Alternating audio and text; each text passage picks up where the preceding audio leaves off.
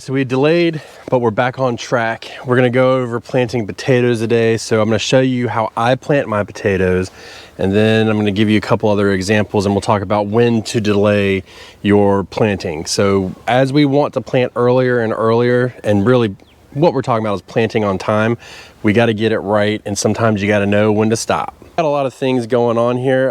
I topped this bed up with dirt. Yes, dirt. And I topped it off with topsoil, to be technical, and I had too much soil in there for what I wanted to do, so I've had to like move soil around in and out and all that stuff. So these 3 rows are already planted, but I've saved this last one for y'all. And I like to plant them deep. I dig my furrows pretty deep, so 1, 2, 3, about 4 inches deep is how I go, and then we'll start that process. Now, as far as the potatoes go, these are the potatoes that we cut originally, and they did fine, and then we just took all of the extras and just threw them in a paper bag, this one to be exact, and they started to chit as well. So we are good to go. We've got plenty of taters. Even the ones we had in the greenhouse are just starting. They're going to be a lot slower, so we're not worried about them.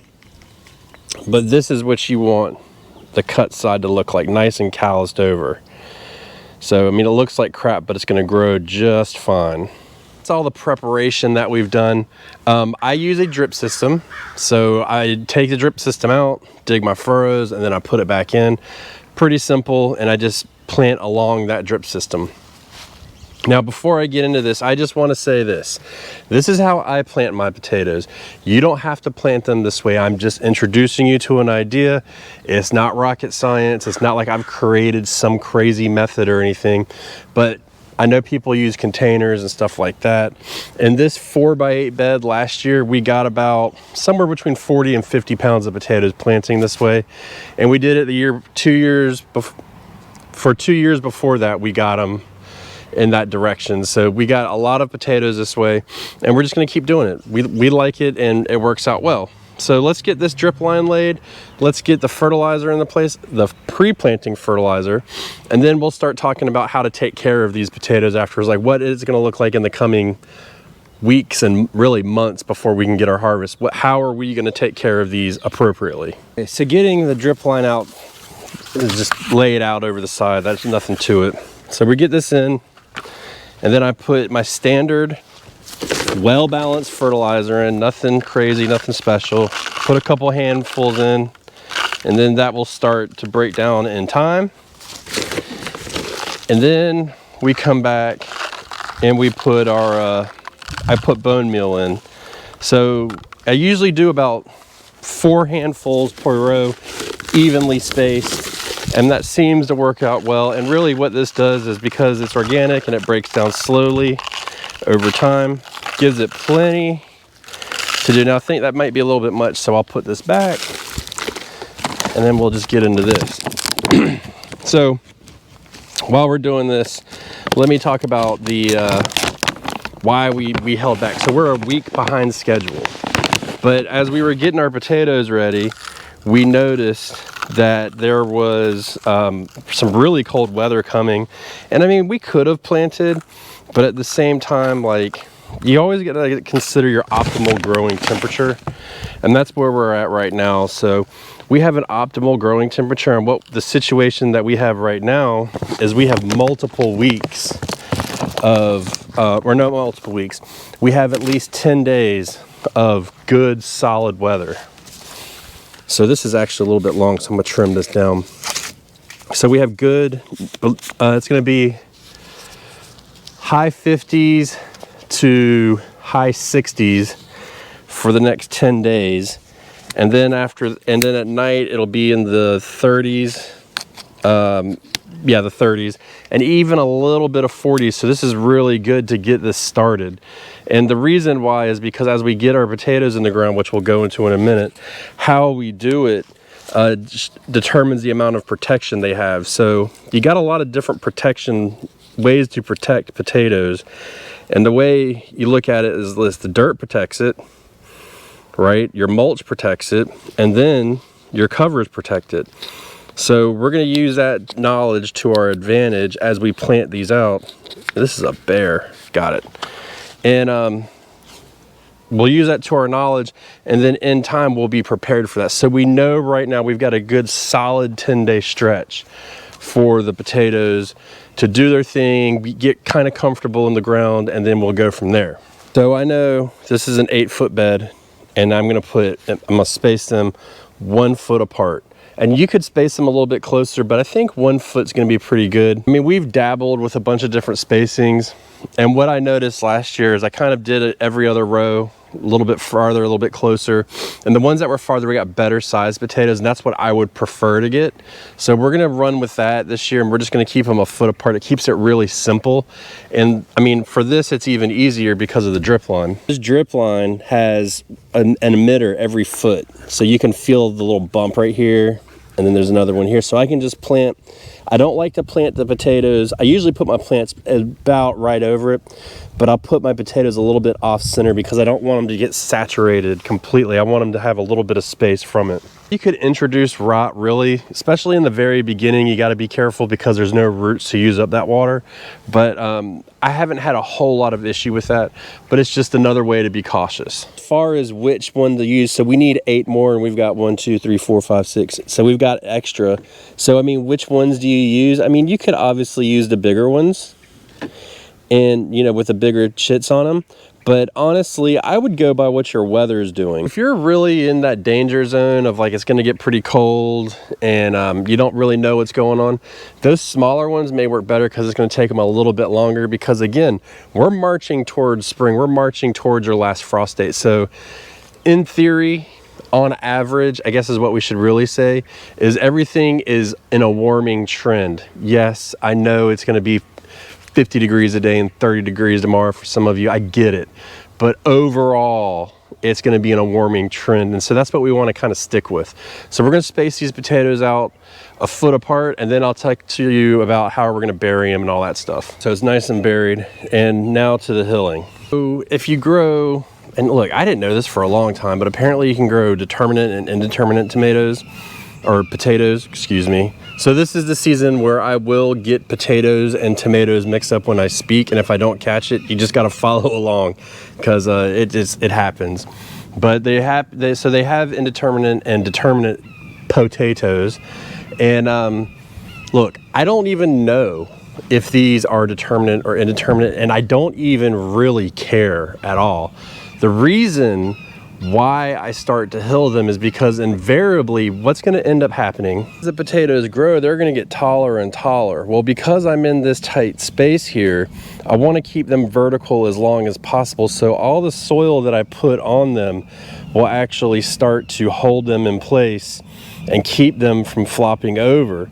Because once they flop over and they start to lay on each other, that's when you're going to start getting lighting issues, and you're going to start getting you know, bad growth and stuff like that. So we want to keep them vertical as long as possible. That's the whole reason why I hill.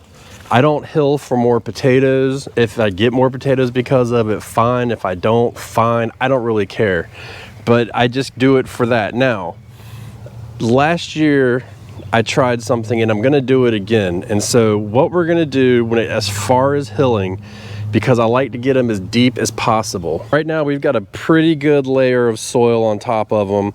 So we'll come back as soon as these potatoes start to show out of the soil. So we get some rain, it'll probably wash them down, yes, but they're gonna start to grow eventually. Let's use our stick as an example here.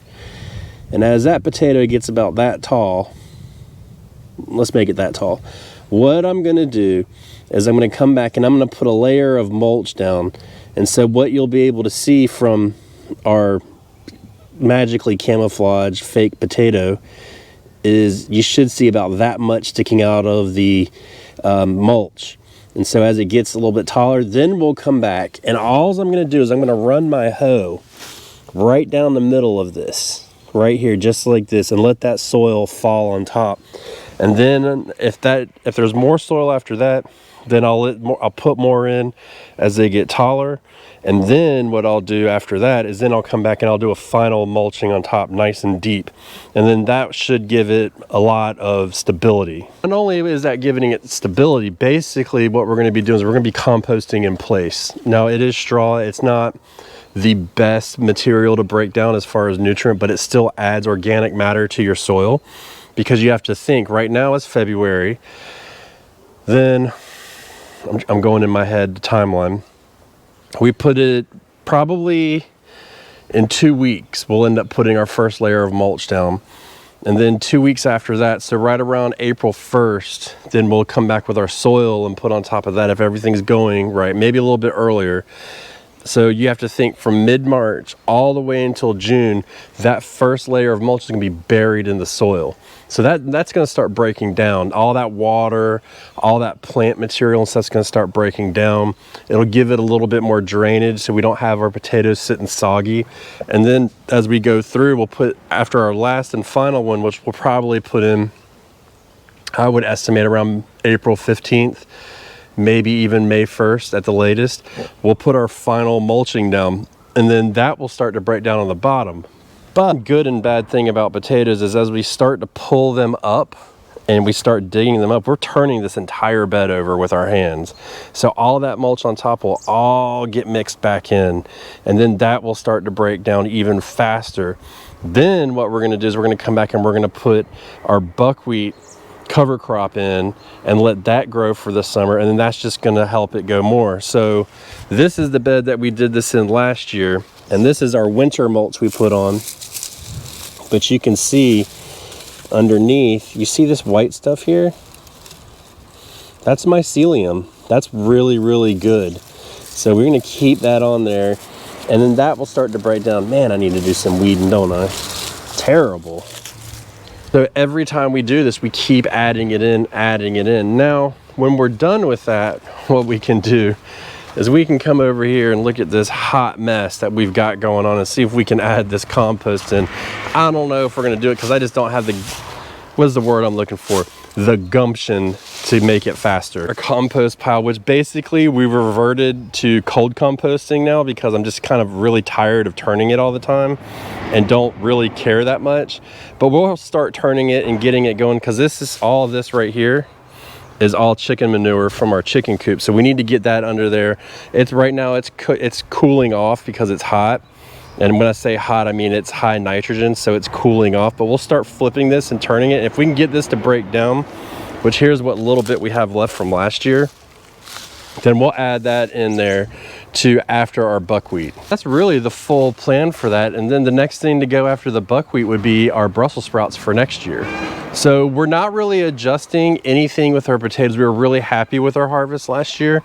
The only thing we're doing different this year is I'm putting bone meal in, which I haven't done in the past, and I'm removing the blood meal because of the raccoons. So I'm probably gonna come back once they start to grow, and I'm gonna do, listen to this carefully, a light sprinkling of urea. We don't want Pissgate happening in another bed, Pissgate 2025. So we're gonna do another light sprinkling of urea just to kind of get those greens up and going, because you gotta have a lot of greens to make good, you know, you got, well, if you got good roots, you got good fruits.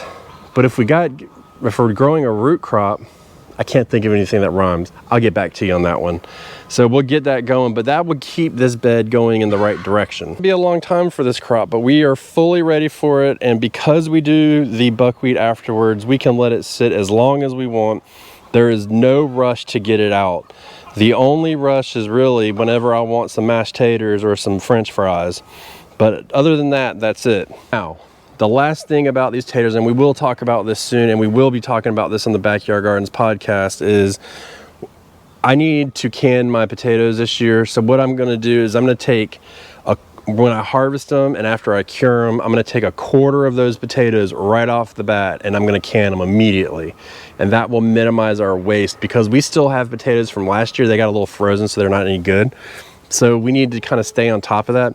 And I'm also going to try and do a fall planting out here, because I kind of saw how that worked. I'm going to do a fall planting in the greenhouse as well.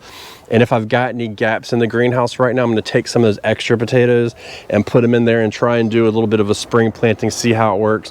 But to be honest, I don't have high hopes, because that greenhouse right there is going to get very, very hot. starting within a month or so, it'll start getting 80, 90 degrees in the daytime, which potatoes don't really like that heat. So we'll just work on it. But if you're growing potatoes, how was your success last year? And what I really want to know is, how are you going to change it if you weren't happy with it from last year? So let us know in the comments below. And just remember, if it's going to be cold and you want to plant early, it's okay to withhold. We took back a week and now we have golden weather, and I swear it seems like winter's almost over, but I ain't doing nothing. I ain't holding my breath because I can't hold it that long. We'll see what's going on, but we waited a week and I think we're going to be rewarded by our patience.